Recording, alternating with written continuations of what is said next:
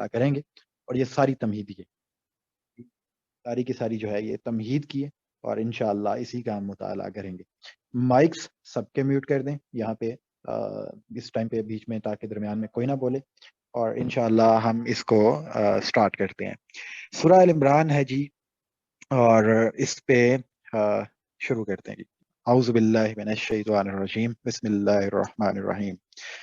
بسم اللہ الرحمن الرحیم،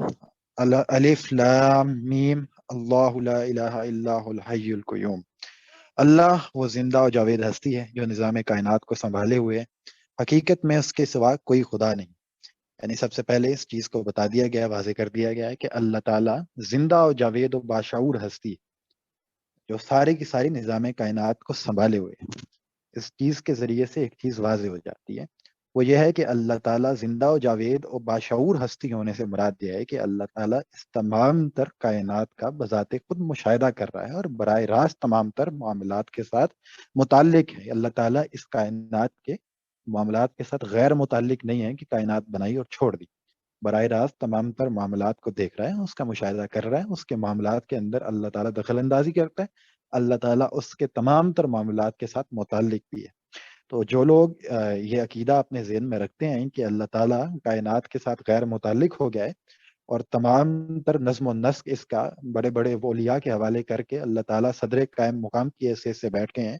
اور وزیر اعظم انہیں بنا دیا ہے، تو اس طریقے سے تمام تر اس طریقے کی چیزوں کی نفی ہو جاتی ہے۔ اللہ تعالیٰ زندہ و جاوید و باشعور ہستی ہے جو نظام کائنات کو سنبھالے ہوئے، یہ کہ تمام تر کائنات کا نظام اللہ تعالیٰ ہی کے ہاتھوں میں ہے، اور اللہ تعالیٰ براہ راست اس کو خود سنبھال رہے ہیں، حقیقت میں اس کے علاوہ کوئی خدا نہیں، یعنی کہ وہ صرف خدائی صفات ہیں جو یہ سارے کام کر رہی ہیں۔ اب چونکہ اللہ تعالیٰ زندہ و جاوید ہستی ہے، باشعور ہستی ہے، اور تمام تر نظام کائنات کو سنبھالے ہوئے ہیں، انسان کے ساتھ براہ راست متعلق ہے، اللہ تعالیٰ کی مخلوق ہے انسان، تو اس کے لیے لہٰذا نزل علیک الکتاب بالحق مصدقا لما بین یدہ وانزل التوراۃ والانجیل، اور اس نے تم پر یہ کتاب نازل کی ہے چنانچہ جو حق لے کر آئی ہے، اور ان کتابوں کی تصدیق کر رہی ہے جو پہلے سے آئی ہوئی تھی۔ اس سے پہلے وہ انسانوں کی ہدایت کے لیے تورات و انجیل نازل کر چکا ہے۔ یعنی چونکہ اللہ تعالیٰ زندہ و جاوید ہستی ہے، اللہ تعالیٰ باشعور ہستی ہے، اللہ تعالیٰ نظم کائنات کو بذات خود سنبھال رہے ہیں، اللہ تعالیٰ اس کے ساتھ متعلق ہے، تو اس کا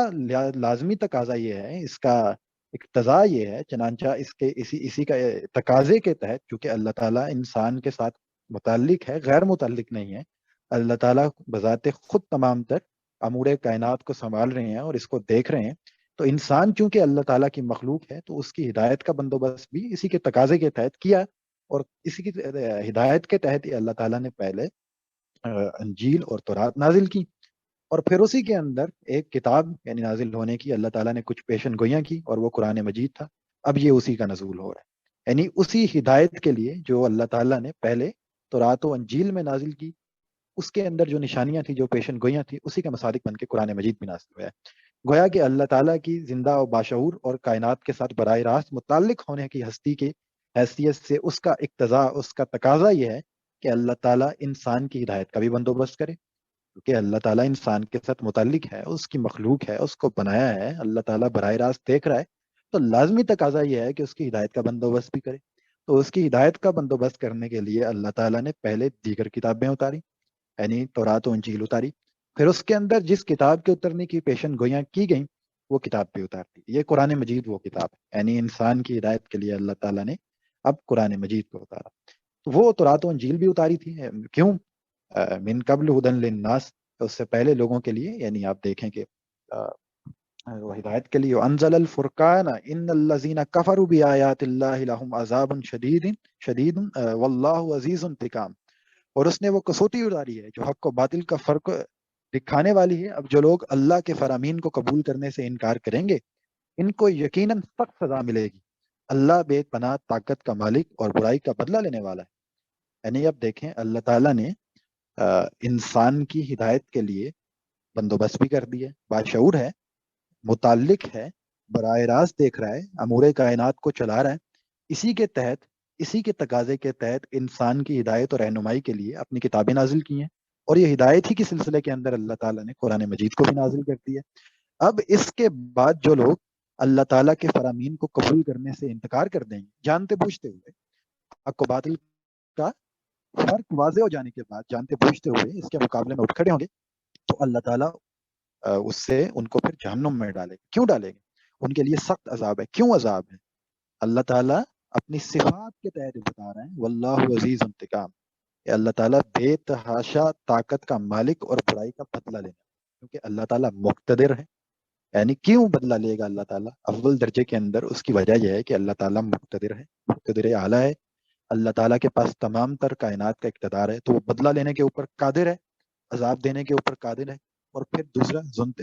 عزیز انتقام, کہ وہ برائی کا بدلہ لینے والا, ٹھیک ہے, وہ انتقام لینے والا ہے. کیونکہ اللہ تعالیٰ آپ برائی کریں گے تو پھر اللہ تعالیٰ اس کا آپ سے انتقام لے گا. آپ اللہ تعالیٰ کے سامنے اٹھ کھڑے ہوں گے, اللہ تعالیٰ کے سامنے تکبر کریں گے تو اللہ تعالیٰ اس کی سزا آپ کو دے گا. اللہ تعالیٰ انتقام لینے والا, برائی کا بدلہ لینے والا ہے. ایک اور صفت ہے جس کے تحت یہ عذاب آپ کو ملے گا, وہ کیا ہے؟ ان اللہ لا یخفی علیہ شیء فی الارض ولا فی السماء. زمین و آسمان کی کوئی چیز اللہ سے پوشیدہ نہیں. اب اس کے تحت یہ بھی اللہ کی صفت ہے, یعنی کہ اب دیکھیں, اگر اللہ تعالیٰ اس برائی کا بدلہ نہیں لیتا یا اللہ تعالیٰ اپنے اقتدار کو یہاں پہ ظاہر کرتے ہوئے آپ کو عذاب نہیں دیتا, یعنی اللہ تعالیٰ کے مقابلے میں آپ اٹھ کھڑے ہوئے ہیں, اس کی کتاب اللہ تعالیٰ نے آپ کے لیے ہدایت کا بندوبست کیا اور آپ ہدایت کے مقابلے میں اٹھ کھڑے ہوئے ہیں, تو اس کے بعد اگر اللہ تعالیٰ آپ سے بدلہ نہیں لیتا تو اس کی ایک ہی صورت ہو سکتی ہے. وہ کیا ہے؟ وہ یہ ہے کہ اللہ تعالیٰ آپ کو دیکھ نہیں رہا, یا اللہ تعالیٰ سے مخفی ہے یہ معاملہ, یا اللہ تعالیٰ سے پوشیدہ ہیں یہ تمام تر معاملات, تو اللہ تعالیٰ ان معاملات کو دیکھ نہیں رہا, اس لیے آپ جو چاہیں کریں. لیکن اللہ تعالیٰ کہتے ہیں نہیں, ان اللہ لا یخفی علیہ شیء فی الارض ولا فی السماء. زمین و آسمان کی کوئی چیز اللہ سے پوشیدہ نہیں.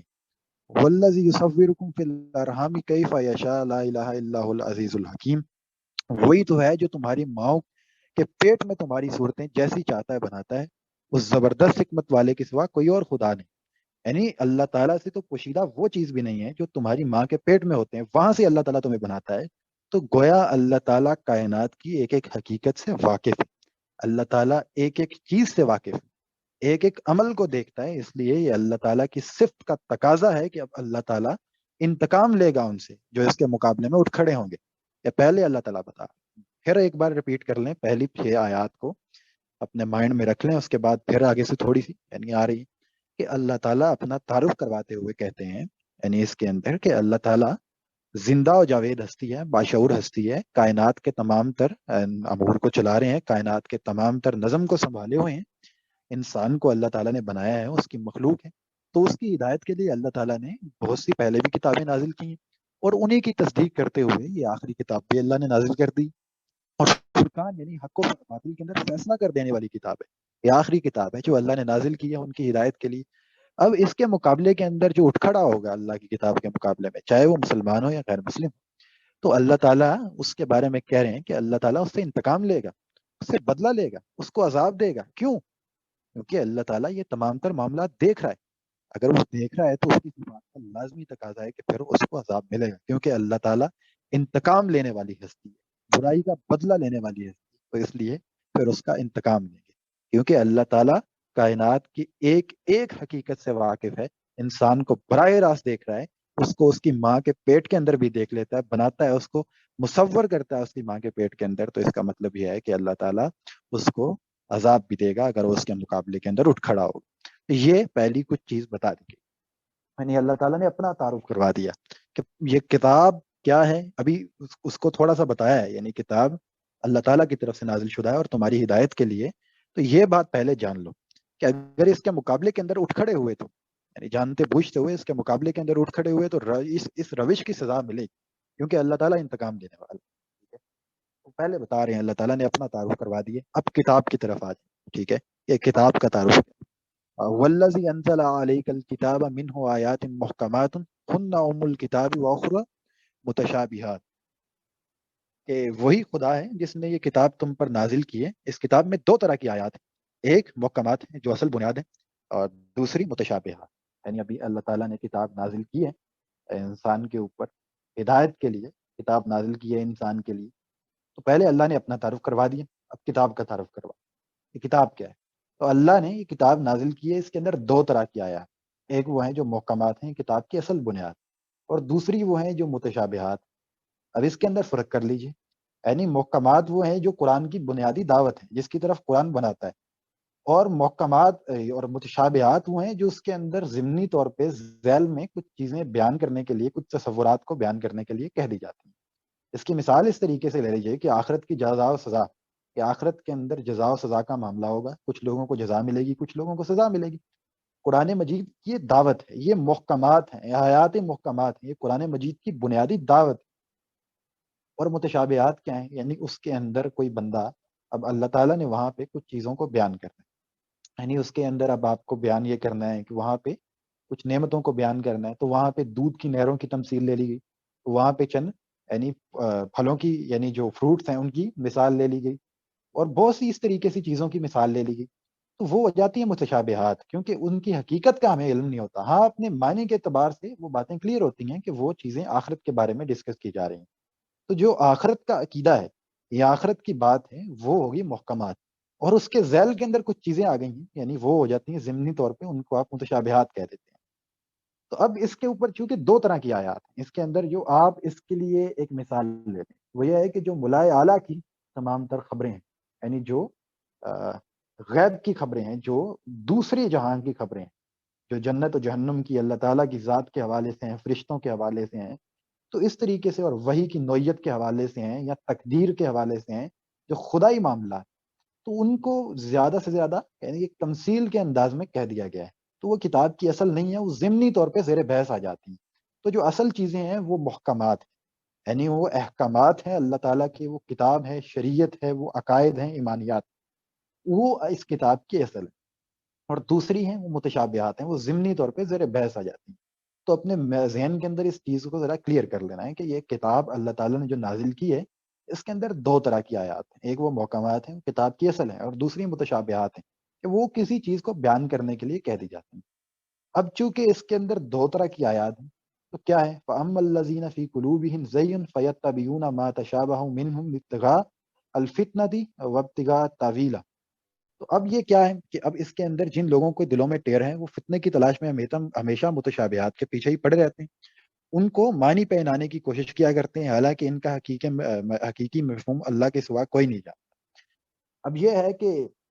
اب پہلی جو قسم کے افراد ہیں، ایک قسم کے افراد جو ہیں ان کی نشاندہی کرتی تھی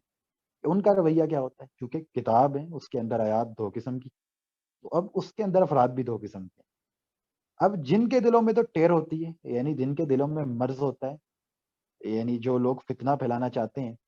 یا کسی چیز، کسی معنی کی حقیقت کے اندر چلے جانا چاہتے ہیں جو متشابہات میں سے، وہ کیا کرتے ہیں؟ ان کے دلوں میں فتنہ ہوتا ہے، وہ فساد چاہتے ہیں، تو وہ کیا کرتے ہیں؟ وہ کرتے ہی ہیں کہ متشابہات کے پیچھے بھاگ جاتے ہیں، یعنی وہ یہ چاہتے ہیں کہ متشابہات کو پکڑ لیں۔ گویا اللہ تعالیٰ جس طریقے سے عموماً آپ دیکھتے ہیں کہ توحید کی دعوت دیتے ہیں، رسالت کی دعوت دیتے ہیں، رسالت کے اندر تمام تر شریعت آ جاتی ہے، آخرت کی دعوت دیتے ہیں، تو وہ پکڑ کے بیٹھ جاتے ہیں، بھائی تقدیر کا مسئلہ کیا ہے، یعنی تقدیر کا مسئلہ کیا ہے، وہ تقدیر کے مسئلے کو پکڑ کے بیٹھ جاتے ہیں۔ آپ آخرت کی دعوت دیتے ہیں، وہ آپ سے پوچھ لیتے ہیں بھائی جنت کے اندر نہریں کس نے بنائی ہیں اور کس طریقے سے بنائی ہیں؟ دودھ کی نہریں اتنی زیادہ ہوں گی، ہم تو کھا کے جو ہے، پی کے جو ہے وہ تھک جائیں گے، ایک گلاس بھی دودھ کا پیا نہیں جاتا، اتنی نہروں کا ہم نے کیا کرنا ہے؟ پھلوں کا بتایا جاتا ہے، وہ کہتے ہیں لو جی پھل تو یہاں پہ بھی موجود ہے۔ تو اصل میں وہ متشابہات ہیں کہ جو اللہ، اس کی متشابہات کی مثال اس طریقے سے لے لیجیے کہ آج سے آپ یعنی 300 سال کے پیچھے چلے جائیں تھوڑا سا، اور 300 سال پیچھے جا کے آپ نے کوئی چیز بیان کرنی ہے کہ اگلے زمانے میں جا کے بلب جلیں گے، تو آپ کس طریقے سے بیان کریں گے؟ تو آپ کسی چیز کو مشابہ ٹھہرائیں، یعنی اس دور میں آپ اس طریقے سے بیان کریں گے کہ ایسے دیے جلیں گے یا ایسے چراغ جلیں گے جن کو تیل کی ضرورت نہیں ہو، تو یہ مشابہ کر کے بتا دیا جائے گا۔ تو اب اس زمانے کے اندر لوگ اس چیز کا تمسخر اڑانا شروع کر دیں، بجائے اس کے کہ اس کو یعنی اس کی اصل کو جانیں، یعنی اس کے پیچھے جو چیز ہے، جو محکمات ہیں، جو اصل چیز ہے، حقیقت بیان کی جا رہی ہے، اس کو جاننے کے بجائے اس چیز کے پیچھے چلے جائیں، اس کے مذاق اڑانا شروع کر دیں، بھائی اس طرح کا دیا کیسے ہو سکتا ہے، دیے تو آج بھی ہیں۔ یہی معاملہ ہوتا ہے کہ اکثر ملحدین جو ہیں، جب آپ ان کے سامنے یا قرآن مجید کی دعوت پیش کرتے ہیں یا غیر مسلم ہیں، ہندو ہیں، ان کے سامنے بھی ایسے پیش کرتے ہیں، خود اہل کتاب بھی اس طریقے سے حرکتیں کر جاتے ہیں کہ بھئی بات یہ ہے کہ جو دودھ کی نہریں ہیں وہ ہم نے کیا کرنی ہے، ایک گلاس تو ہم سے پیا نہیں جاتا، اور جو یہاں پہ وہاں پہ آپ کہتے ہیں کہ وہ چشمے ہوں گے نیچے، چشمے تو دنیا میں بھی بڑے ہیں، اور وہاں پہ پھل ہوں گے، اس سے بہترین پھل ہمارے پاس دنیا میں موجود ہیں، ہم بنا لیتے ہیں، آرٹیفیشلی بنا لیتے ہیں، تو وہ چونکہ متشابہات ہیں، آپ اس کی حقیقت کو نہیں جان سکتے، وہ محض آپ کو تمثیل کے صیغے میں یا اس سے مشابہ جو چیز ہوگی اس کو سامنے رکھ کے محض سمجھا دیا جاتا ہے، اس کی حقیقت کو آپ نہیں جان سکتے۔ لیکن معاملہ یہ ہے کہ وہ جو اصل دعوت ہے، یعنی آخرت کی دعوت ہے، جزا و سزا کی دعوت ہے، اس کے اوپر بات نہیں کرنی، اس کے اوپر نہیں آنا۔ آنا کس چیز کے اوپر ہے؟ اس کے اندر چلے جانا ہے، یعنی کہ اس کے اندر جو چیز آپ کو بتائی جا رہی ہے کہ وہ ایک تمثیل کے سیغے میں یا متشابہات کے اندر مشابہ کر کے کوئی چیز سمجھائی جا رہی ہے، تو اس کے اندر چلے جانا ہے کہ لو جی بتائیں کیسے یہ کیسے ہو سکتا ہے، یا پھر ہم مرنے کے بعد کیسے، تو وہ اس کو اس طرف نہیں جا سکتے، یعنی اس طرف نہیں جائیں گے، متشابہات کے پیچھے پڑ جائیں گے، تو اس لیے یہ ان کا رویہ ہوتا ہے۔ تو وہ ان کے دلوں میں چونکہ اللہ تعالیٰ کہتے ہیں فتنہ ہوتا ہے، ان کے دلوں کے اندر مرض ہوتا ہے، ان کے دلوں کے اندر بیماری ہوتی ہے، جس کو آپ مینٹل فیلسی، تو وہ کہتے ہیں، وہ کیا کرتے ہیں، وہ اصل کی طرف آنے کے بجائے، یعنی وہ توحید کے اوپر بات نہیں کریں گے آپ سے، وہ رسالت محمدی کی شریعت کے اوپر بات نہیں کریں گے آپ سے، وہ آخرت کے عقیدے کے اوپر بات نہیں کریں گے آپ سے، فرشتے کس چیز سے بنے ہیں، ان کی تخلیق کا مادہ کیا ہے، اس طریقے سے چیزوں کے پیچھے چلے جائیں گے۔ اور اگر تقدیر پہلے سے لکھی ہے تو مجھے سزا کس چیز کی ہوگی جو خدا نے مجھے بنایا، کیوں توحید کے اوپر بات کرنے سے بجائے یا رسالت محمدی کی شریعت کے اوپر بات کرنے کے بجائے یا آخرت کے عقیدے پہ بات کرنے کے بجائے اس طرف بھاگ جائیں۔ تو یہ اللہ تعالیٰ فرماتے ہیں کہ وہ متشابہات ہیں، یہ اللہ تعالیٰ نے تمثیل کے سیغے میں یا مشابہ کر کے آپ کو بتا دی، اس کی حقیقت کو آپ نہیں جان سکتے، ہاں ضمنی طور پہ بحث میں آ گئی ہیں تو بتا دیے، اصل جو ہے کتاب کی اس کے اوپر جو دلیل، جس دلیل کے ساتھ بات کرنی ہے، جس پوائنٹ آف ویو سے، جس نقطہ نظر کے ساتھ، جس آرگومنٹ کے ساتھ بات کرنی ہے، کرو، آؤ بیٹھو، تیار ہیں ہم، تم بھی لے آؤ ہم بھی لے آؤ، مان لیتے ہیں، ٹھیک ہے، لیکن اس کے پیچھے نہ بھاگو، یہ جو مشابہات ہیں، کیونکہ اس کی حقیقت تم نہیں جان سکو گے، اور ہوتا بھی اہل علم کا رویہ بھی یہ نہیں ہوتا، کیونکہ اہل علم کا رویہ کیا ہے، اللہ تعالیٰ فرماتے ہیں اپنا اسی کے آگے، وما یعلم تاویل الا اللہ والراسخون فی العلم یقولون آمنا به کل من عندی ربنا وما یذکر الا اولو الالباب۔ تو بخلاف اس کے جو لوگ علم میں پختہ کار ہیں، وہ کہتے ہیں ہم ان پر ایمان ہے، ہمارا ان پر ایمان ہے، یہ سب ہمارے رب ہی کے پاس سے ہے، اور سچ یہ ہے کہ کسی چیز سے صحیح سبق صرف دانش مند لوگ ہی حاصل کر سکتے ہیں۔ یعنی ایک رویہ ان لوگوں کا ہے جن کے دلوں میں ٹیر ہوتی ہے، جن کے دلوں میں مرض ہوتا ہے، جن کے دلوں میں فتنہ پھیلانے کا کوئی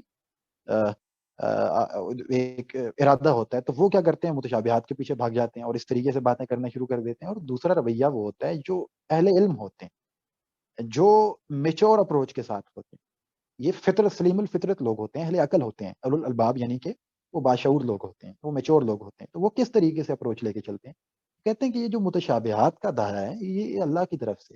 وہ اصل کی، وہ کتاب کی اصل کی طرف آتے ہیں۔ وہ توحید کے اوپر آپ ان سے بحث کریں، گفتگو کریں، دلیل مانگ سکتے ہیں آپ سے، توحید کے اوپر دلیل دیں، رسالت پہ دلیل دیں، آخرت پہ دلیل دیں، انہی کے اوپر بات کرتے ہیں، اور پھر جب اس کو قبول کر لیتے ہیں تو اس کے بعد متشابہات کے بارے میں ان کا رویہ یہ ہوتا ہے یہ ہمارے رب کی طرف سے ہے، کوئی مسئلہ نہیں، کیونکہ اگر کتاب رب کی ہے تو یہ سب بھی ہماری رب کی طرف سے ہی ہے، تو جو کتاب کی اصل ہے اس کے اوپر بات کریں، اس کے اوپر جتنی گفتگو کرنی ہے کریں۔ لیکن متشابہات کے بارے میں ان کا رویہ یہی ہوتا ہے کہ ٹھیک ہے، پھر اگر جو یہ کتاب اللہ کی ہے تو ٹھیک ہے، پھر ہم، اللہ تعالیٰ اس کا مفہوم بہترین جانتا ہے، ہم نہیں جانتے، ہمارا اس کے اوپر ایمان۔ تو ان کا رویہ اس طریقے سے ہوتا ہے۔ پھر آگے سے ان کی دعا بھی یہ ہوتی ہے کہ ربنا لا تزغ قلوبنا بعد اذ ہدیتنا وہب لنا من لدنک رحمہ انک انت الوہاب۔ وہ اللہ سے دعا کرتے رہتے ہیں کہ اے پروردگار، جب تو ہمیں سیدھے راستے پر لگا چکا ہے تو پھر کہیں ہمارے دلوں کو کجی میں مبتلا نہ کر دیجیے، ہم اپنے خزانہ فیض سے رحمت عطا کر، تو ہی فیض پیاز حقیقی ہے۔ نہیں، وہ اللہ سے دعا بھی اس طریقے سے کرتے ہیں۔ دو رویے آپ کے سامنے آئے ہیں، آپ کے سامنے ابھی تک یعنی کچھ چیزیں آ گئی ہیں۔ سب سے پہلے اللہ تعالیٰ کا تعارف آ گیا، تمہید کے اندر یہ ساری چیزیں چل رہی ہیں۔ پھر اس کے بعد کتاب کا تعارف آ گیا ہے کہ اس کے اندر دو طرح کے آیات۔ پھر افراد کا تعارف آ گیا کہ پھر دو طرح کے افراد ہیں، ایک وہ ہیں جن کے دلوں میں ٹیر ہوتی ہے، فتنہ ہوتا ہے، اور ایک وہ ہوتے ہیں جو سلیم الفطرت انسان ہوتے ہیں، جن کے دلوں میں فتنہ ہوتا ہے، ٹیر ہوتی ہے، وہ اس کتاب کے ساتھ کیا معاملہ کرتے ہیں، اس کو کس نقطۂ نظر سے دیکھتے ہیں، کس طریقے سے اس کو ڈیل کرتے ہیں، وہ بتا دیے۔ اور جن کے دلوں میں فتنہ نہیں ہوتا، جو کہ سلیم الفطرت انسان ہوتے ہیں، وہ اس کو کیسے ڈیل کرتے ہیں، وہ بتا دیے۔ ٹھیک ہے، کہ ان کا اس کے بارے میں بیہیویئر کیا ہوتا ہے۔ تو اس سیکوینس کے ساتھ اس کو لے کے چلنا ہے۔ اب کیا ہے، وہ اس طریقے سے بولتے ہیں کہ یا رب، ہمیں جب تو نے ہمیں سیدھے راستے پر لگا دیا تو اس کے بعد ہمارے دلوں میں کوئی ٹیڑھ نہ ڈالا، یعنی اب انہوں نے کتاب کو سمجھ لیا، اس کی اصل بنیاد کو، اصل دعوت کو قبول کر لیا، تو قبول کرنے کے بعد پھر وہ یہ دعا کرتے ہیں کہ یہ چھوٹے چھوٹے مسائل ہیں یار، تقدیر کا مسئلہ کھڑا ہو گیا، کوئی چھوٹی مسئلے، تو ان کے بارے میں پھر وہ اللہ سے کہتے ہیں اللہ پھر ہمارے دلوں میں کوئی کجی میں، ہماری دلوں کے اندر کوئی ٹیڑھ نہ ڈالنا، ٹھیک ہے، کوئی وسوسہ نہ ڈالنا، اور ہمیں اپنے پاس سے اپنا خزانہ فیض سے فیض عطا فرما. تو سب سے بڑا فیاض ہے وہ اللہ سے اس طریقے سے دعا مانگتے ہیں. اور پھر وہ جانتے ہیں کہ ربنا انکا جامع الناس لیوم لا ریب فیہ ان اللہ لا یخلف المیعاد، کہ پروردگار تو یقیناً سب لوگوں کو ایک روز جمع کرنے والا ہے جس کے آنے میں کوئی شبہ نہیں ہے، تو ہرگز اپنے وعدوں سے ٹلنے والا نہیں. یعنی وہ یہ جانتے ہیں کہ ایک دن اللہ تعالیٰ سب لوگوں کو جمع کر لے گا. کیونکہ اصل چیز تو یہ ہے کہ جو آخرت کی دعوت ہے وہ قرآن کی اصل ہے. تو اب اس کے بعد جو معاملات پیش آنے والے ہیں، جنت کے ہیں، جہنم کے ہیں، اللہ کی ذات کے ہیں، تقدیر کے ہیں، تو وہ جو سارے معاملات ہیں، خدا کو بنایا کس نے ہے، یا وہ تو ہی اپنا اب جو ہمارا یہاں پہ تقدیر کا معاملہ ہے، یا جنت و جہنم کا ماحول کیسا ہوگا، آگ کی نوعیت کیا ہوگی، جنت کی نوعیت کیا ہوگی، تو وہ سارے معاملات آخرت کے بعد وہ دیکھ لیں گے، اس کے بعد پتہ چل جائے گا. تو اصل میں ان کو اس دعوت کے اوپر یقین ہوتا ہے، اس دعوت کے اوپر وہ بات کر چکے ہوتے ہیں اور احکام کا درجہ اختیار کر چکے ہوتے ہیں، چونکہ آخرت حقیقی ہے. تو اس کے بعد یہ چیزیں خود ہی واضح ہو جائیں گی. تو اللہ کا وعدہ آخرت کا ہے، اس کے بعد یہ چیزیں خود ہی واضح ہو جائیں گی. جو ملائے اعلیٰ کی باتیں ہیں یا عالم غیب کی باتیں ہیں، ان کے بارے میں ان کا کافی میچور رویہ ہوتا ہے. تو اس کے بارے میں وہ اس طریقے سے بہیو کرتے ہیں، تو بجائے ان کے کہ وہ دوسرے جس طریقے سے لوگ ہیں کہ وہ متشابہات کے پیچھے چل پڑتے ہیں اور انہی کے پیچھے وہ بھاگتے چلے جاتے ہیں. سو وہ ایک دوسرے انداز کے اندر بہیو کر رہے ہوتے ہیں بجائے اس کے کہ وہ اس انداز میں بہیو کریں. سو دیٹس وائی اس طریقے سے ان کا ایک بہیویئر آپ کے سامنے رکھ دیا گیا ہے. دو لوگ ہیں، یعنی آپ دیکھیں دو قسم کی، پہلے اللہ تعالیٰ کا تعارف ہے، پھر کتاب کا تعارف ہے، پھر افراد کا تعارف. ٹھیک ہے، تین تمہید چل رہی ہے نا ابھی اس سورہ کی. پر اس کے آگے اب دیکھ لیں کہ ان دونوں روشوں کا، یعنی جو دو لوگ یہ دونوں طرح کی روش اختیار کرتے ہیں، تو اب ان کا انجام کیا ہو. یعنی ان دونوں جو جو دو روشیں آپ نے اختیار کی ہیں وہ سامنے آ گئی ہیں، دونوں افراد کی، دونوں طرح کی روشوں. اب ان کا نتیجہ کیا نکلے. اب اللہ تعالیٰ فرماتے ہیں ان الذین کفروا لن تغنی عنہم اموالہم ولا اولادہم من اللہ شیئا واولئک هم وقود النار. جن لوگوں نے کفر کا رویہ اختیار کیا ہے، انہیں اللہ کے مقابلے میں نہ ان کا مال کچھ کام دے گا نہ اولاد، وہ دوزخ کا ایندھن بن کے رہیں گے. یعنی اب ان پہلے قسم کے لوگ جو ہیں، یعنی جو دل میں مرض رکھتے ہیں، جو اللہ کی کتاب کے مقابلے میں اٹھ کھڑے ہوتے ہیں، یعنی جو مینٹل فیلسی سے کام لیتے ہیں، جن کی دلوں کے اندر خواہشات، جن کے دلوں کے اندر فتنہ ہوتا ہے، مرض ہوتا ہے، فساد پھیلانا چاہتے ہیں، اور جانتے بوجھتے ہوئے کتاب کے سامنے اٹھ کھڑے ہوتے ہیں اور جانتے بوجھتے ہوئے کتاب کے ان معاملات کو چھیڑتے ہیں جو کہ مطلب متشابہات کے درجے کے اندر ہے. متشابہات کو چھیڑتا ہی وہ ہے کہ جس کے دل میں مرض ہوتا ہے. تو پھر اس کے بارے میں اللہ تعالیٰ نے یعنی پہلے درجے کے لوگوں کے بارے میں اپنا فیصلہ سنا دیا. جن لوگوں نے کفر کا رویہ اختیار کیا ہے، انہیں اللہ کے مقابلے میں نہ ان کا مال کچھ کام دے گا نہ اولاد، وہ دوزخ کا ایندھن بن کے رہے. یعنی پہلے درجے کے بارے میں بتا دیا. کذاب آل فرعون والذین من قبلہم کذبوا بآیاتنا فاخذہم اللہ بذنوبہم واللہ شدید العقاب. ان کا انجام ویسا ہی ہوگا جیسے فرعون کے ساتھیوں اور ان سے پہلے کے نافرمانوں کا ہو چکا ہے کہ انہوں نے آیات الہی کو جھٹلایا. نتیجہ یہ ہوا کہ اللہ نے ان کے گناہوں پر انہیں پکڑ لیا. اور حق یہ ہے کہ حق یہ ہے کہ اللہ سخت سزا دینے والا ہے. یعنی یہ بتا دیا گیا، یہ تاریخ سے ان کے سامنے ایک شہادت رکھ دی. یعنی جس طریقے سے میں نے پہلے آپ کو بتایا، اکثر اوقات ہماری یہ بات ہوتی رہی ہے کہ اللہ تعالیٰ آخرت کے اسبات کے اندر، آخرت کی جزا و سزا کے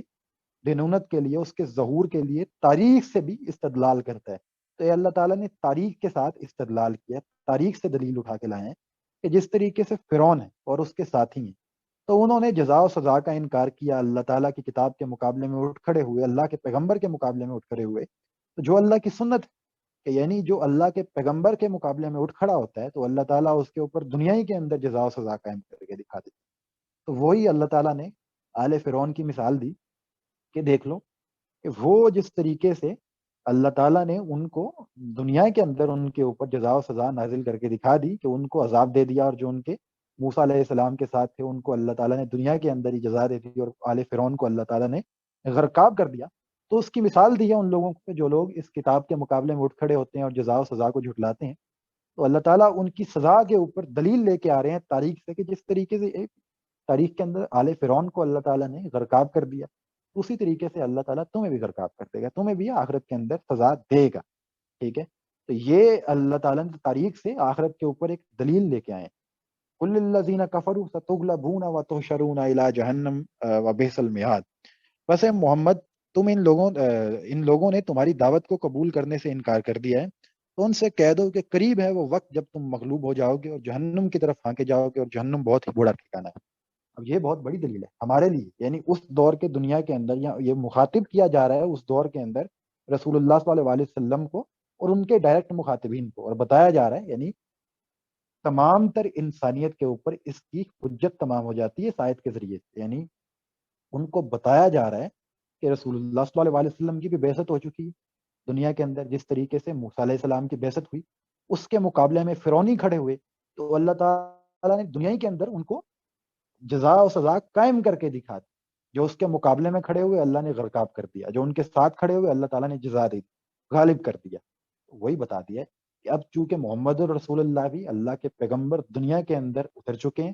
اللہ تعالیٰ کی ہدایت کے ساتھ، اللہ کی دنونت کے ساتھ، اللہ تعالیٰ کی یعنی اذن کے ساتھ دنیا کے اندر اتر چکے ہیں، یہ اللہ کے پیغمبر ہیں، ان کے مقابلے میں جو کھڑا ہوگا ان کو بھی یہ خوشخبری سنا دو کہ تم دنیا میں بھی مغلوب ہوگے اور جہنم کی طرف پھر بعد میں آگے جاؤ گے، اور جہنم بہت بڑا ٹھکانہ ہے۔ یہ ہوا ہے کہ نہیں تاریخ کے اندر؟ یعنی یہ آخرت کا سب سے بڑا اللہ تعالیٰ جو ہمارے لیے اس دنیا کے اندر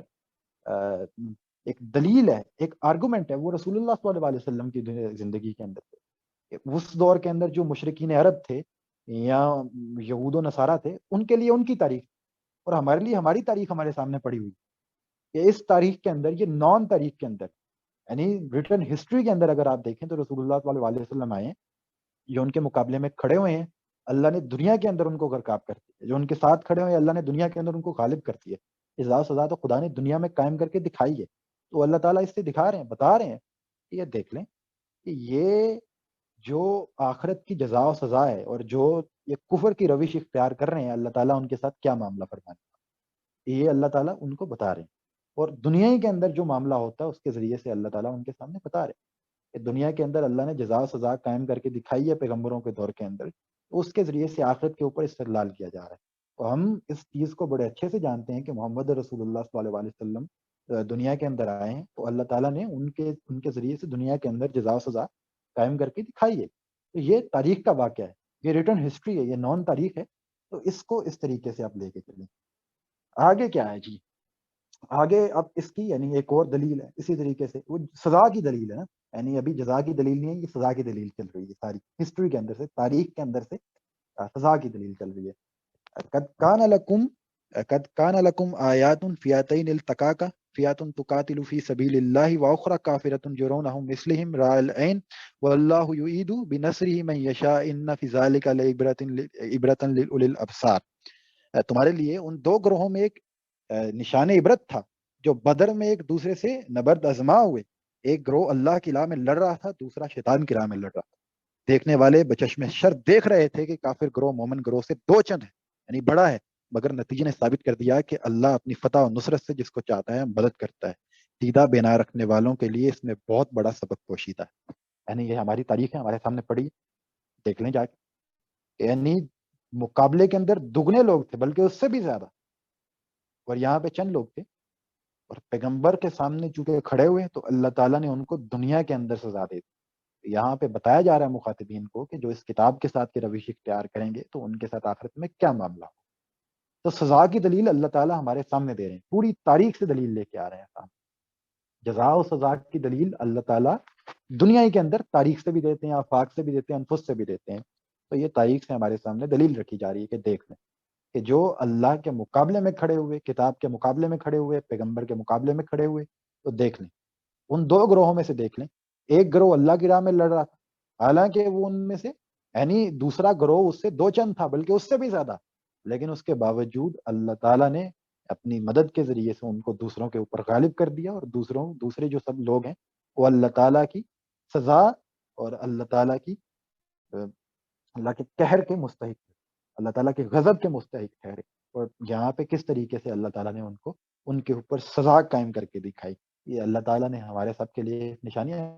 کھول، کہ اللہ تعالیٰ فرماتے ہیں دیدہ بنا رکھنے والوں کے لیے اس میں بہت بڑا سبق پوشیدہ ہے کہ جو لوگ آخرت کے بارے میں کسی قسم کے شک و شبے میں مبتلا ہیں وہ دیکھ لیں، یہ تاریخ میں جا کے ایک بار جھانک لیں کہ ان کے ساتھ کیا ہوا ہے۔ ابھی کیا ہے، اب دیکھیں، یہ روش بتا دی ہے، اب دیکھ لیں تھوڑا سا مزید ہے کہ اب ایک تو یہ ہے کہ ان کا انجام کیا ہوگا، کہ اور اس کی دلیل بھی دے دی ہے انجام. ایسا نہیں ہے کہ بس دعویٰ کر دیا, دعوے کی دلیل بھی دے دی ہے, دنیا ہی کے اندر سے ایک ہمارے سامنے دلیل دیتی ہے کہ ان کے ساتھ ہوگا کیا, کہ جو خدا کے مقابلے میں اٹھ کھڑے ہوں گے. اور ایسے لوگوں کی دنیا کے اندر روش کیا ہوتی ہے, ایسے لوگوں کی دنیا کے اندر عادت کیا ہوتی ہے, ایسے لوگوں کی دنیا کے اندر اخلاقیات کیا بن جاتے ہیں, تو ان کے لیے کیا ساری پریفرنسز کون سی چیزیں بن جاتی ہیں, ان کی صفات کیا بن جاتی ہیں دنیا کے اندر. وہ یہ ہوتی ہیں کہ زین للناس حب الشہوات من النساء والبنین والقناطیر مقنطرات من الذهب والفضة والخیل مسومات والانعام والحرث ذلك متاع الحیات الدنیا واللہ عندہ حسن المآب. لوگوں کے لیے مرغوبات نفس, عورتیں, اولاد, سونے چاندی کے ڈھیر, چپیدہ گھوڑے, مویشی اور زرعی زمینیں بڑی خوشائن بنا دی گئی ہیں, مگر یہ سب دنیا کی چند روزہ زندگی کے سامان ہے. حقیقت میں جو بیٹر ٹھکانہ ہے وہ تو اللہ ہی کے پاس. یعنی کہ معاملہ یہ ہے کہ جو یہ لوگ ہیں, یعنی جو لوگ اللہ کے مقابلے میں اٹھ کھڑے ہوتے ہیں, یا پیغمبروں کی دعوت کے مقابلے میں اٹھ کھڑے ہوتے ہیں, یا کتاب کے مقابلے میں اٹھ کھڑے ہوتے ہیں اور کفر کی روش اختیار کرتے ہیں, آخرت کے ساتھ آخرت میں ان کے ساتھ جو معاملہ ہونا ہے وہ تو اللہ نے بتا دیا اور اس کی دنیا ہی کے اندر سے دلیل دے دی. اب دنیا کے اندر ان کی روش کیا ہوتی ہے, ان کے لیے پریفرنسز کیا بن جاتے ہیں, تو کیا ہے, یہ مرغوبات نفس, یعنی عورتوں کا لالچ, اولاد, سونے چاندی کے ڈھیر. اب یہ ساری چیزیں اس وقت کے تمدن کے حساب سے واضح کر دی گئی کہ اس وقت کے تمدن کے حساب سے یہی چیزیں ساری کی ساری دنیاوی میٹیریلزم یہی سمجھا جاتا تھا. تو دنیا کے اندر پھر ان کے لیے نقطۂ نظر, ان کے لیے مقدم اور فرسٹ پرائرٹی ساری کی ساری مٹیریلزم بن جاتی ہے. اور مٹیریلزم کیا ہے, مرغوبات نفس, عورتیں, اولاد, سونے چاندی کے ڈھیر, چپیدہ گھوڑے, آج کی دور کے اندر بڑی گاڑیاں, بڑی پراڈوس, لینڈ کروزر, اور بڑا کوٹھی گھر, اور اپنا 4 شادیاں. میں اب افسوس کے ساتھ یہی کہہ سکتا ہوں, بلکہ شادیوں سے چھوڑ دیں, اس سے آگے نکل کے تو یہاں پہ کچھ اور ہی زیادہ یہاں پہ کام ہو جاتا ہے. سو یہ ساری چیزیں, اور زرعی زمینیں یعنی زیادہ سے زیادہ جائیدادیں, یہ ساری بڑا بڑا بزنس. تو یہ ساری کی ساری چیزیں جو آج کے لوگوں کے لیے پریفرنسز بن جاتی ہیں, یعنی ان لوگوں کے لیے جو خدا کی کتاب کے مقابلے میں اٹھ کھڑے ہوتے ہیں. اب یہ ہے, ایک تو ان لوگوں کی روش سامنے رکھتی ہے, اور ان کے لیے یعنی اللہ تعالیٰ نے جو آخرت کے اندر انتظام کر رکھا ہے وہ بھی سامنے رکھ دیا, اس کی دلیل بھی دے دی, اور دنیا کے اندر جو روش بن جاتی ہے وہ بھی سامنے رکھ دی. اللہ تعالیٰ اب دوسرے لوگ, یعنی جو اس کے بارے میں جو پیچھے بتاتے آ رہے ہیں, جن کی دوسری روش, یعنی وہ میچور بیہیویئر پیش کرتے ہیں, وہ اس کتاب کے مقابلے میں اٹھ کھڑے نہیں ہوتے, بلکہ اس کے سامنے سر تسلیم خم کرتے ہیں, اور محکمات کو سمجھ لینے کے بعد, آخرت کے اوپر ایقان کا درجہ اختیار کر لینے کے بعد, متشابہات کے بارے میں جو یہ رویہ اختیار کرتے ہیں کہ یہ ہمارے ربی کی طرف سے ہے, اور پھر اللہ تعالیٰ سے خیر خواہی کی دعا کرتے ہیں اور حق پہ قائم رہنے کی دعا کرتے ہیں, ان کے لیے پھر اللہ تعالیٰ نے کیا دنیا بسا رکھی. قل انبئکم بخیر من ذالکم, کہو میں تمہیں بتاؤں کہ ان سے زیادہ اچھی چیز کیا ہے. للذین اتقوا عند ربہم جنات تجری من تحتها الانہار خالدین فیہا وازواج مطہرات ورضوان من اللہ واللہ بصیر بالعباد. جو لوگ تقوی کی روش اختیار کریں گے, یعنی جو پیچھے جن کا ذکر آ گیا, ان کے لیے ان کے رب کے پاس باغ ہیں جن کے نیچے نہریں بہتی ہوں گی, وہاں انہیں ہمیشگی کی زندگی حاصل ہوگی, پاکیزہ جوڑے ہوں گے, اور اللہ کی رضا سے وہ سرفراز ہو جائیں. یعنی یہ سب چیزیں انہیں وہاں پہ میسر ہوں گی. ایک اپنی, یعنی اس وقت کے تمدن کے حساب سے انسان زیادہ سے زیادہ جو امیجن کر سکتا تھا وہ یہی ہے کہ باغ ہیں, نیچے نہریں بہ رہی ہیں, اور وہاں پہ پاکیزہ جوڑے ہیں. جوڑوں کا تو چلیں آج بھی یہی, یعنی مردوں کے لیے عورت اور عورتوں کے لیے مرد, پاکیزہ جوڑے اس کو کہتے ہیں. اور وہ ایک دوسرے کے رفیق ہوں گے, اور پھر سب سے بڑھ کے جو چیز وہاں پہ ہوگی وہ اللہ تعالیٰ کی رضا انسان کو حاصل ہوگی. اللہ اپنے بندوں کے رویے پر گہری نظر رکھتا ہے.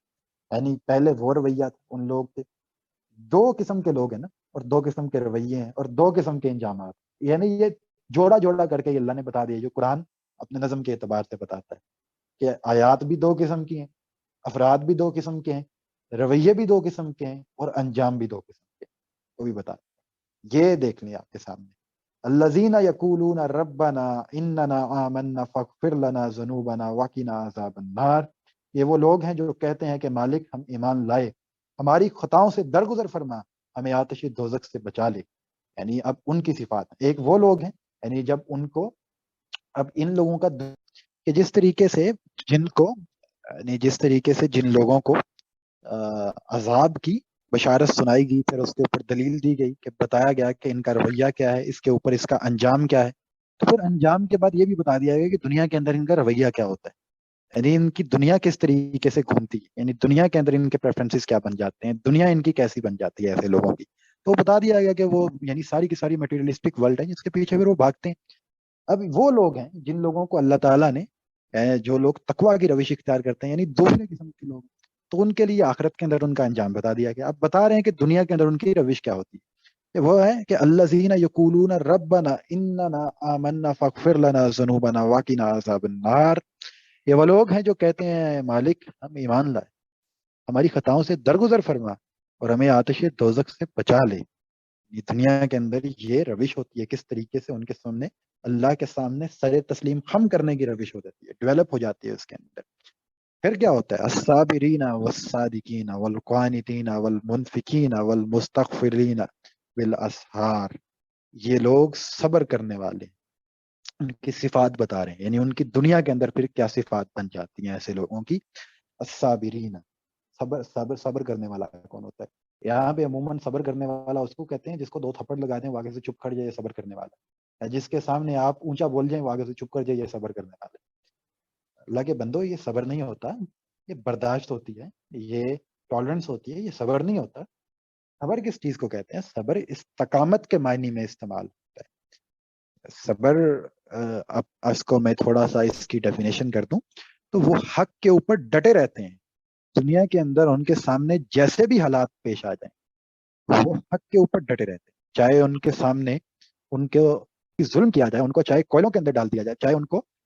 گرم ریت کے اوپر لٹا کے ان کے اوپر پتھر رکھ دیے جائیں، اس کے باوجود وہ اپنے دین کے اوپر حق کے اوپر قائم رہتے ہیں. چاہے ان کو اپنے پیٹ کے اوپر پتھر باندھنا پڑ جائیں یا ان کو ریت کے اوپر لٹا کے ان کے چہرے کے اوپر پتھر رکھ دیا جائے اور پتھروں کے نیچے انہیں مسل دیا جائے، یا ان 5 نوجوانوں کی طرح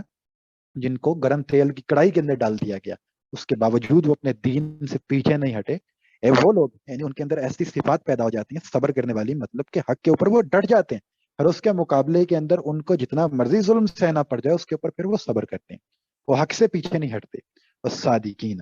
یعنی وہ راست باز ہوتے ہیں، سچے ہوتے ہیں، یعنی حق کا اعلان کرتے ہیں دنیا کے اندر، ٹھیک ہے، حق کے علمبردار بن کے کھڑے ہوتے ہیں. وہ صدق یعنی سچی بات کہتے ہیں، اس کا مطلب یہ ہے کہ وہ سچائی کا اعلان کرتے ہیں، وہ حق کا اعلان کرتے ہیں، اس کا اظہار کرتے ہیں. والقانتین اور حکم بجا لانے والے، اور پھر اللہ کے سامنے سر تسلیم خم کرتے ہیں، اللہ کے سامنے جھک جاتے ہیں، اللہ کے سامنے اپنے سر کو جھکا دیتے ہیں. والمنفقین اور خرچ کرنے والے، جس طریقے سے وہ پیچھے ان لوگوں کا وہ ہے بتایا گیا ہے، وہ جو مٹیریلسٹک اپروچ ہوتی ہے ان کی کہ سارا ان کا دولت اور ہوس اور لڑکی ہوتی ہے، تو یہاں پہ ان لوگوں کا یہ حال ہوتا ہے کہ یہ خرچ کرتے ہیں، ان کے پاس دولت ہوتی ہے اللہ کے راہ میں خرچ کرتے ہیں. اس طریقے سے ان کے اندر سے مال کی محبت بھی ختم ہوتی ہے، مال کی محبت بھی جاتی رہتی ہے، متاع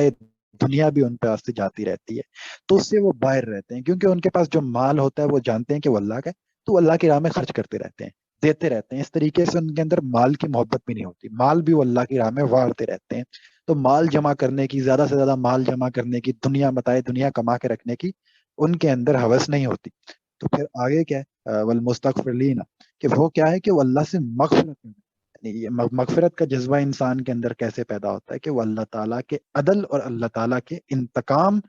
اس کی صفات کو دیکھتے ہوئے انسان کے اندر استغفار کا جذبہ پیدا ہوتا ہے کہ اللہ کے سامنے جو اس نے غلطیاں کی ہیں اس کا استغفار کر. یہ اس کی اللہ تعالیٰ سے اس چیز کی دعائیں مانگتے ہیں مغفرت کی. یہ صفات ہیں ان لوگوں کے اندر پیدا ہوتے ہیں کہ وہ کے صبر کرنے والے ہوتے ہیں. صبر کا کیا مطلب ہے؟ پھر وہ فرما بردار ہوتے ہیں، پھر وہ فیاض ہوتے ہیں، انفاق کرنے والے ہیں، خرچ کرنے والے ہوتے ہیں، اور پھر وہ اللہ کے سامنے جھکنے والے ہوتے ہیں. دین کیا ہے کہ وہ مستغفرین یعنی کہ وہ بخشش مانگنے والے، استغفار کرنے والے ہوتے ہیں اپنی غلطیاں، یعنی اپنا آپ محاسبہ کرتے ہیں. وہ روز اس کا مطلب یہ ہوتا ہے، اگر آپ دیکھیں تو روز آپ سونے سے پہلے اپنا محاسبہ کر لیں گے کتنی آپ نے غلطیاں کی ہیں اور ان کے اوپر ندامت کا آپ کو اظہار ہو، تو پھر اللہ تعالیٰ کے سامنے ان کا استغفار کر لیں. یہ ساری زندگی آپ کی کور ہو جاتی ہے. آپ حق کا اعلان کریں، یعنی صدق، صداقت کا اعلان کریں. جب صداقت کا اعلان کر دیں تو پھر اس کے اوپر صبر کریں کہ پھر آپ کو مزاحمت کا سامنا کرنا پڑے گا. پھر اس کے بعد کیا ہے کہ آپ دنیا کی محبت آپ کے اندر سے ختم ہوگی، تو اس کے لیے آپ کیا کریں کہ آپ مال جو ہے وہ اللہ تعالیٰ کے راہ میں خرچ کریں، انفاق فی سبیل اللہ کریں. قانتین کا مطلب یہ ہے کہ پھر آپ اللہ تعالیٰ کے سامنے سر تسلیم خم کر، ٹھیک ہے، اپنے آپ کو اللہ کے حوالے کر دیں، اور پھر جہاں پہ آپ سے غلطیاں ہوں، جس جگہ پہ غلطیاں کوتاہیاں ہو جائیں، تو اس سے پہلے اپنا محاسبہ کریں اور اللہ تعالیٰ کے سامنے سر تسلیم خم کر کے تو ان غلطیوں کے اوپر اپنی معافی مانگ لیں۔ تو یہ ان لوگوں کے اندر یہ صفات ڈیولپ ہو جاتی ہیں، جس کو اقبال کہتے ہیں کہ گفتار میں کردار میں اللہ یہ آپ اس کو اس طریقے سے کہہ سکتے ہیں، بہتر ہے، یعنی یہ بالکل جامع تصور ہے اس کا کہ گفتار میں کردار میں اللہ کی برہان بن جاتا ہے کہ انسان، اللہ کی دلیل بن جاتا ہے کہ انسان، تو یہ اس کے اندر صفت پیدا ہو جاتی ہے دنیا کے اعتبار۔ اب سارے کی ساری بات جو آج ہم نے کی ہے اس کا خلاصہ ایک بار دیکھ لیں۔ اللہ تعالیٰ زندہ و جاوید ہستی ہے، باشعور ہستی ہے، تمام تر کائنات کا نظم و نسق خود چلا رہا ہے۔ اسی کا تقاضا یہ ہے کہ اللہ تعالیٰ انسان کی ہدایت کا بندوبست کرتا، چونکہ اللہ نے اس کو بنایا تھا، اسی لیے اللہ تعالیٰ نے انسان کی ہدایت کا بندوبست کیا، پہلے اس کے اوپر تورات و انجیل نازل کی، اس کے بعد اسی کے سلسلے میں اللہ تعالیٰ نے یہ قرآن مجید کو بھی نازل کیا۔ اگر جو کوئی اس کے مقابلے کے اندر اٹھ کھڑا ہوگا یا برائی کا ارتکاب کرے گا تو اللہ تعالیٰ اپنی صفات کے تحت اس سے بدلہ لے لے گا۔ اب یہ کتاب کیا ہے اس کا تعارف بتا دیا، یعنی پہلے اللہ تعالیٰ اپنی تعارف بتایا کہ اللہ تعالیٰ کا تعارف کیا ہے، اس کی صفات کیا ہیں، اور اس کی صفات کا جو تقاضے تھے ان کا ظہور ہو گیا۔ کتاب کے اپنا صفات کے تقاضے کا ظہور ہے کہ کتاب نازل ہوئی ہے۔ کتاب کیا ہے؟ کتاب کیا ہے؟ اس کے اندر دو طرح کی آیات ہیں، محکمات ہیں، متشابہات ہیں۔ محکمات کتاب کی اصل ہیں، جو لوگ باشعور ہیں، جو لوگ جو لوگ میچور اپروچ کے ساتھ چلنے والے ہیں، جو اس سے ہدایت حاصل کرنا چاہتے ہیں، جو سلیم الفطرت ہیں، جو اہل علم ہیں اور اہل عقل ہیں، وہ محکمات کے پیچھے ہی جاتے ہیں۔ اور جن لوگوں کے دلوں میں ٹیر ہوتی ہے، فتنہ ہوتا ہے، جو نہیں ماننا چاہتے، جنہوں نے اس چیز کا فیصلہ کر لیا ہوتا ہے کہ اب فتنے کی تلاش میں رہنا ہے، کے خلاف کوئی نہ کوئی بات کر کے دم لینا ہے، تو پھر وہ اس چیز کی تلاش میں رہتے ہیں کہ کوئی متشابہ آیت اس کو ملے اور اس کے پیچھے بھاگ نکلے۔ تو اس کی مثال وہی میں نے آپ کو پہلے دی۔ تو ایسے لوگوں کے بارے میں یہ دو قسم کے افراد آپ کے سامنے آ گئے، یعنی دو قسم کی آیات ہیں قرآن کی، اور اس میں افراد کے رویے بھی دو ہی قسم کے ہوتے ہیں۔ ایک وہ رویہ یعنی جو میچور رویہ ہوتا ہے، اور ایک وہ رویہ جو شرارتی رویہ ہوتا ہے، جو کفر کا رویہ ہوتا ہے۔ ایک رویہ سر تسلیم خم کرنے کا رویہ ہوتا ہے، اور دوسرا اکڑ جانے کا رویہ ہوتا ہے۔ تو اس کے نتیجے بھی دو ہی قسم کے نکلتے ہیں جو اللہ تعالیٰ نے بتا دیا۔ کہ نتیجے کس طریقے سے دو قسم کے نکلتے ہیں؟ جو لوگ اللہ تعالیٰ کی آیات کے سامنے اکڑ جاتے ہیں تو پھر ان کے لیے جہنم عذاب ہے، اور ابدی عذاب،